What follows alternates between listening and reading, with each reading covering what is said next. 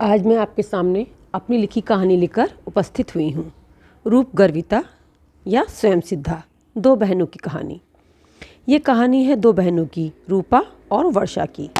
रूपा जो अति सुंदरी है, बहुत खूबसूरत, बहुत गोरी है, और वर्षा जो शीतल फुआरों सी कोमल और सांवली है। वो सांवला रंग जो श्याम का था, जिसकी दीवानी राधा थी, जिसकी दीवानी मीरा थी। वर्षा रूपा के चाचा जी की बेटी थी। उनका बहुत बड़ा बिजनेस था, अति संपन्न थे वे। बचपन से ही वे बहुत ऐशो आराम में पली बढ़ी थी। उसके शांत और अच्छे स्वभाव की वजह से सभी उसे बहुत प्यार करते थे। संपन्न तो रूपा के पापा भी बहुत थे, उसे भी कोई कमी नहीं थी, लेकिन वह कुछ स्वार्थी सी हो गई थी। जब वह पैदा हुई थी तो वह बर्फ़ सी सफ़ेद थी। उसका रंग देखकर ही उसका नाम रूपा रख दिया गया था। जब वह थोड़ी बड़ी हुई तो सभी उसकी ओर आकर्षित होते। तभी से उसे सबका ध्यान अपनी ओर आकर्षित करने की आदत सी हो गई थी। दोनों भाइयों का घर एक साथ ही था। दोनों घरों के बीच में एक दरवाज़ा भी था, जहाँ से सब आते जाते रहते और खाने का आदान प्रदान चलता रहता।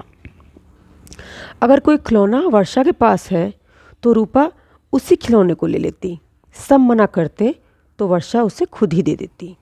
वह रूपा को बहुत प्यार करती थी, लेकिन रूपा, वो तो रूप गर्विता थी। वह सिर्फ और सिर्फ अपने आप को ही प्यार करती थी, अपने रूप को ही प्यार करती थी। रूपा की मम्मी कभी उससे किसी काम को कहती तो वह टाल देती। उधर वर्षा पढ़ाई में शुरू से ही बहुत अच्छी थी। वो आरंभ से ही कक्षा में ही प्रथम आती और अन्य प्रतियोगिताओं में भी इनाम जीतती। वर्षा भले ही अधिक गोरी नहीं थी, लेकिन वो सांवली सलोनी सी लगती। ऊपर से उसका स्वभाव किसी को भी अपना बना लेता। दिन बीतते जा रहे थे। दोनों लड़कियां बड़ी हो रही थीं। किशोरावस्था बीत गई थी। कक्षा का एक लड़का वर्षा को बहुत अच्छा लगता था। वह लड़का स्कूल में नया ही आया था। रूपा रोज़ ही स्कूल आती नहीं थी, पढ़ाई में मन नहीं था उसका। एक दिन जब वह स्कूल गई तो उसने देखा कि राहुल, जो नया लड़का था, वो वर्षा को देख रहा है। वो ये सहन ही नहीं कर पाई और वो तुरंत ही राहुल के पास गई। रूपा को वो देखता ही रह गया। जिस रूपा से सब बात करने को तरसते हैं, वही रूपा खुद उसके पास आई थी दोस्ती करने के लिए। वह बस रूपा का ही होकर रह गया। वर्षा का मन मुरझा सा गया। यह कोई खिलौना नहीं था जो वही से रूपा को दे देती, लेकिन रूपा उससे तो जो चाहिए था वो लेकर लेती और मन भरने पर उसे छोड़ देती। वह सिर्फ और सिर्फ वर्षा के जो सामान या जो भी उसका कुछ होता, उस पर अपना जन्म सिद्ध अधिकार समझती थी। उसके पास एक सुंदर सी ड्रेस थी जो रूपा को उसके मामा जी ने उसके जन्मदिन पर उपहार में दी थी, लेकिन रूपा उससे तो सिर्फ और सिर्फ वर्षा की ही ड्रेस चाहिए होती थी। आज वर्षा का जन्मदिन था। वर्षा ने बहुत ही सुंदर ड्रेस पहनी थी। रूपा को वो ड्रेस पसंद आ गई और रूपा ने बर्थडे में आने से मना कर दिया। सबने उसे बहुत समझाया, लेकिन उसने साफ साफ कह दिया कि बर्थडे में तभी आएगी जब उसे वो ड्रेस मिल जाएगी जो वर्षा ने पहनी है। वर्षा ने चुपचाप वो ड्रेस रूपा को दे दी। रूपा उसे बार बार ये एहसास कराती थी कि वह सुंदर नहीं है। धीरे धीरे दिन गुजरते गए। दोनों लड़कियां कॉलेज आ गईं। दोनों ने ही अलग अलग विषय ले लिए थे। वर्षा तो हमेशा से पढ़ाई में अच्छी ही थी। कॉलेज में दोनों की कक्षाएं अलग अलग थीं, लेकिन रूपा वर्षा के दोस्तों से मिलती और अपने सौंदर्य का प्रदर्शन कर उसे आत्मिक शांति मिलती थी। जब सब कहते कि लगता ही नहीं कि तुम वर्षा की बहन हो, तो उसका रूप और निखर जाता, रूप का अभिमान और बढ़ जाता। रूपा पूरे दिन आईने में स्वयं को देखती रहती और सजने संवरने में ही लगी रहती। जब मम्मी पढ़ाई और काम के लिए कहती तो वो टाल जाती। वो कहती, मम्मी मुझे क्या ज़रूरत है, लड़के लाइन लगाएंगे रिश्ते के लिए। और वह तुच्छ निगाहों से वर्षा को देखती। वर्षा हीन भावना से घिर जाती, क्योंकि अगर वो और रूपा एक साथ कहीं भी जाते तो सभी रूपा के आगे पीछे हो जाते। कोई भी ये मानने को तैयार नहीं होता कि ये दोनों बहनें हैं। धीरे धीरे रूपा का घमंड बढ़ता ही जा रहा था और वर्षा, उसके मन में हीन भावना बढ़ती ही जा रही थी। आजकल वर्षा की मम्मी की तबीयत सही नहीं चल रही थी, तो वो जल्द से जल्द ही वर्षा की शादी करना चाहती थी। और कई जगह रिश्ते की बात भी चलने लगी थी। एक दिन वर्षा के रिश्ते के लिए एक लड़का और उसका परिवार आया हुआ था। वर्षा उन्हें पसंद आ गई थी। बात पक्की होने ही लगी थी कि तभी रूपा ने एंट्री ली। रूपा को देखकर वो लड़का मंत्रमुग्ध हो गया और उसकी फैमिली भी बात बदलते हुए रूपा का हाथ मांगने लगे। खैर रूपा के पापा ने मना किया, उन्हें यह बात पसंद नहीं आई। उस दिन रूपा को खूब डांट पड़ी। रूपा स्वयं को सुंदर घोषित कराकर बहुत खुश हुई। वर्षा को वो फिर हरा गई। 2-3 बार और ऐसा ही हुआ कि ऐन वक्त पर सज धरकर रूपा पहुंच जाती और रूपा के सामने वर्षा की छवि धूमिल हो जाती। वर्षा का मनोबल टूटने लगा था। एक दिन रूपा के मामा आए और उसे अपने साथ लिवा कर ले गए। लगभग 1 महीने बाद जब वो वापस घर आई तो उसने देखा कि घर को सजाया जा रहा है। जब उसे पता चला कि उसे मामा का घर भेजने का कारण यह था कि उसके सामने वर्षा का रिश्ता तय नहीं हो पा रहा था। कल सगाई होने वाली थी, वो तिल मिलाकर ही रह गई। सगाई के दिन वो पार्लर से तैयार होकर आई। वो बहुत खूबसूरत लग रही थी। नितिन, वर्षा का होने वाला मंगेतर, वर्षा को अंगूठी ही पहनाने जा रहा था, लेकिन जैसे ही उसकी निगाह रूपा पर पड़ी उसका हाथ वहीं रुक गया। उसके चेहरे से नितिन की निगाह जम सी गई। वर्षा यहाँ भी हार गई थी। नितिन ने अंगूठी पहना तो दी थी, लेकिन मन में तो रूपा ही समा गई थी। सगाई तो वर्षा से हुई, शादी 1 महीने बाद होनी थी। नितिन अब कभी कभी घर आने लगा था। वर्षा चुपचाप बैठी रहती। नितिन और रूपा आपस में बोलते रहते, हंसी मजाक करते रहते। सभी इस बात पर गौर कर रहे थे। एक दिन वर्षा की मम्मी ने वर्षा और नितिन को बाहर घूमने भेजा, लेकिन रूपा वहाँ भी पहुँच गई और वर्षा अकेले रोती हुई घर आ गई। दोनों ही परिवार रूपा और नितिन के इस व्यवहार से परेशान हो रहे थे। हद तो तब हुई जब रूपा के पापा ने दोनों को साथ साथ हाथों में हाथ लिए कॉफ़ी शॉप पर देखा। घर में बहुत बवाल हुआ। उस दिन रूपा के पापा ने रूपा को एक थप्पड़ भी मारा।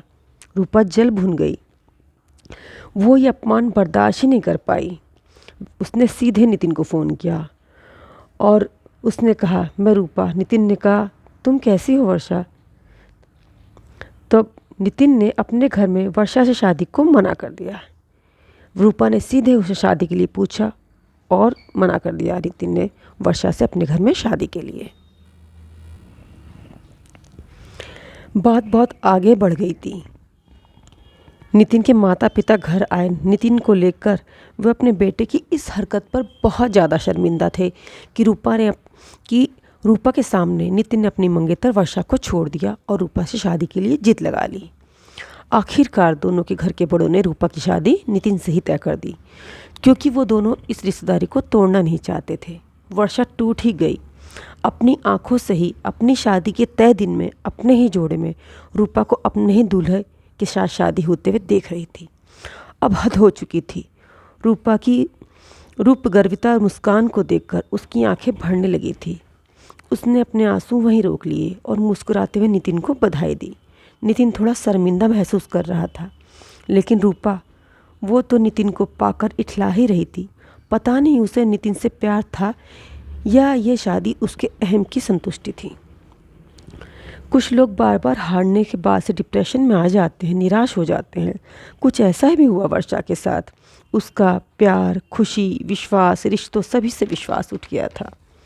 लेकिन वर्षा ने दूसरी ओर पढ़ाई को अपना जुनून बना लिया। वह अब सौंदर्य की चमक धमक से दूर जाना चाहती थी। रूपा अपने पति के साथ दूसरे शहर में शिफ्ट हो गई और अपने ही परिवार में मगन हो गई। नितिन भी अपनी सुंदर सी पत्नी को पाकर निहाल था। जहाँ भी वह अपनी पत्नी रूपा के साथ जाता, सभी उसकी किस्मत पर नाज करते। नितिन न्यौछावर हो जाता उसके रूप पर। रूपा, उसका घमंड तो बढ़ता ही जा रहा था। वो भी अपनी शादीशुदा ज़िंदगी से बहुत खुश थी। धीरे धीरे में घर में बच्चों का जन्म हुआ, बच्चों का लालन पालन हुआ। बच्चों के लालन पालन में वो खुद को जैसे भूल ही गई थी। अब बच्चे स्कूल जाने लगे थे। जीवन बहुत व्यस्त हो गया था। घर में सुख सुविधाओं की कमी ना थी। पति पत्नी में भी अच्छा तालमेल था। सब कुछ बहुत अच्छा चल रहा था रूपा की ज़िंदगी में। अब तो उसका मायका जाना भी बहुत कम हो गया था, क्योंकि बच्चे बड़े होकर थोड़ा स्कूल जाने लगे थे।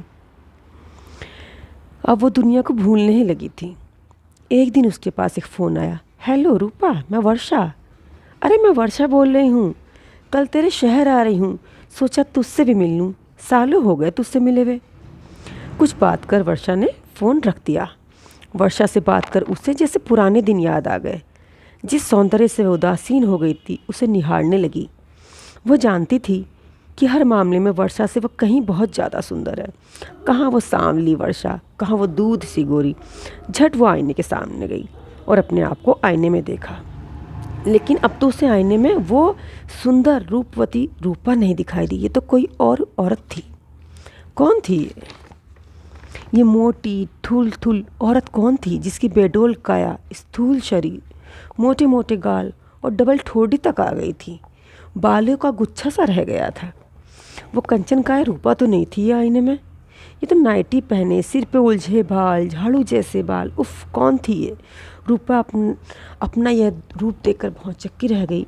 रूपा से अपना ये रूप नहीं देखा गया। वो तुरंत ही पार्लर गई अपनी कायाकल्प कराने और एक बेकार सी कोशिश की। घर को साफ किया, कई साड़ियों को ट्राई करा, लेकिन सारे ब्लाउज़ ने हिम्मत हार दी। कोई भी ब्लाउज़ उसे फिट ही नहीं था। सब के सब टाइट हो गए थे।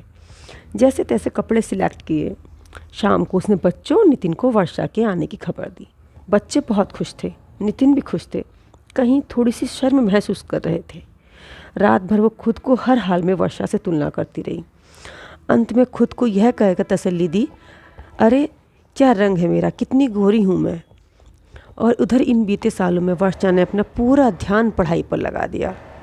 अपने कॉलेज की पढ़ाई पूरी की और प्रशासनिक सेवा में आवेदन किया और कलेक्टर बन गई थी। जब रूपा को उसके IAS बनने की खबर मिली थी तो उसकी बेटी गोद में थी और बेटे का जन्म हुआ था। बेटे की खुशी में उसे इस खबर से कोई फ़र्क ही नहीं पड़ा, क्योंकि वो अपनी खुशहाल दुनिया में बहुत मस्त थी, बहुत खुश थी। और पढ़ाई लिखाई इस रूपा के लिए उन लोगों का विषय था जो रूप के मामले में पीछे रह जाते हैं। खैर, सुबह हुई। नितिन और बच्चों ने छुट्टी ले ली थी। वर्षा आ गई थी। आने से पहले फ़ोन किया था। सायरन लगी सरकारी गाड़ी रूपा के दरवाजे पर आकर रुकी। 2 कन्नर बाहर आए। उनमें से एक ने बड़े अदब से गाड़ी का दरवाज़ा खोला। साड़ी पहने जो महिला बाहर आई, उसे देखकर रूपा का मुंह खुला का खुला ही रह गया। पिस्ता रंग की सिल्क साड़ी में सुनहरे रंग की आभा लिए यह कौन थी? वो वर्षा तो हीन भावना से सांवली सी लड़की थी, जिसके अंदर हीन भावना ही भरी रहती थी। यह तो अति आकर्षक, रूपवान, संतुलित काया की स्वामिनी थी। लक्ष्मी सरस्वती की वैभवमयी मूर्ति थी वो। वह हम सभी के लिए बहुत गिफ्ट लेकर आई थी। बच्चे उसे देखकर बहुत खुश हुए। बच्चों ने उसे ब्यूटीफुल, गॉर्जियस, ऑर्थर, यंगर देन मम्मी का खिताब तक दे डाला। नितिन से भी बहुत अच्छे से मिली वर्षा। उसके व्यवहार में बीते दिनों की कोई भी काली छाया नहीं थी, कोई भी परछाई नहीं थी बीते दिनों की। वह सब कुछ भूल चुकी थी। नितिन को देखकर रूपा यह आश्वस्त होना चाहती थी कि वह वर्षा से प्रभावित तो नहीं हुआ, लेकिन सब कुछ सही था। वर्षा रात में वहीं रुकी।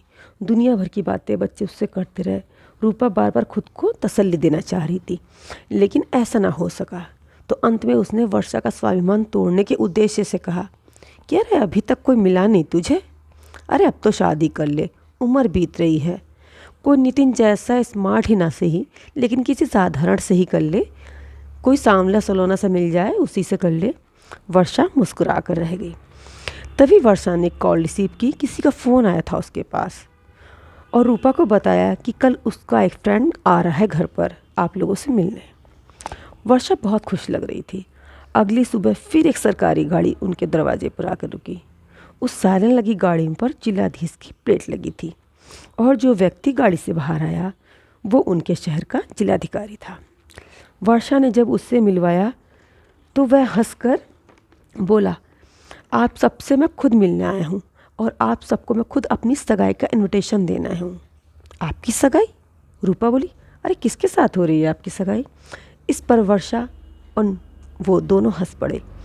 वह वर्षा के कंधे पर हाथ रखते हुए बोला, आपकी इस खूबसूरत बहन के साथ अगले हफ्ते मेरी सगाई है, तभी तो हम खुद आपको इनवाइट करने आए हैं। रूपा सन्न रह गई। उसने एक नज़र नितिन को देखा। उसका सो कॉल्ड स्मार्ट हस्बैंड, जिसके अब आगे के बाल उड़ चुके थे, थोड़ा सा पेट भी बाहर आ गया था, तोंद निकल गई थी, गोलू मोलू सा हो गया था। उस IAS के व्यक्तित्व के सामने कहीं नहीं ठहरता था। क्या पद की गरिमा खूबसूरती बढ़ा देती है? वो हमेशा से ही रंग और खूबसूरती के मामले में शुरू से ही अपनी बहन वर्षा से जीतती आई और वह हमेशा से ही उसे नीचा दिखाती रही और उसका हक छीनती आई थी। लेकिन जो खुद वर्षा ने बनाया था वह उसके सामने कहीं नहीं ठहरती थी। उसका पद, प्रतिष्ठा, रूप, रंग, जीवन साथी सब रूपा से कहीं आगे था, जिसके साथ अब वो नहीं ले सकती थी, जिसको अब वर्षा के गुणों के आगे उसका रूप बेकार था।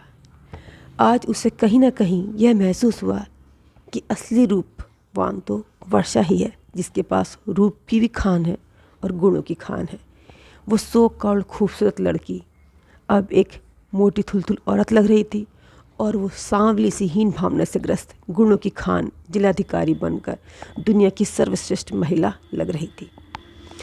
रूपा सन्न रह गई और अपने मन को तसल्ली देकर उसने उन दोनों को शादी की बधाई दी।